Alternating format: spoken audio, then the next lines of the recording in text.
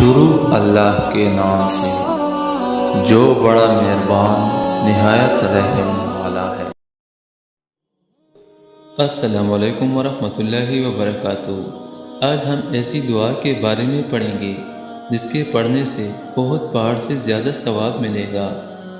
تیسرا کلمہ اللہ تعالیٰ کی تسبیح، تحمید اور تہلیل پر مشتمل ہے۔ حدیث میں اس کی بہت فضیلت بیان ہوئی ہے۔ آقائے دو جہان صلی اللہ علیہ وآلہ وسلم نے ارشاد فرمایا کہ کیا تم میں سے کوئی ایسا شخص نہیں ہے جو احد پہاڑ کے برابر عمل کر لیا کریں؟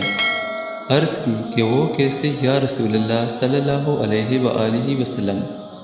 آپ صلی اللہ علیہ وآلہ وسلم نے فرمایا کہ ہر شخص کر سکتا ہے، کیونکہ سبحان اللہ پڑھنے کا ثواب احد سے زیادہ ہے، لا الہ الا اللہ کا ثواب بہت سے زیادہ ہے، الحمدللہ کا ثواب بہت سے زیادہ ہے، اللہ اکبر کا ثواب بہت سے زیادہ ہے۔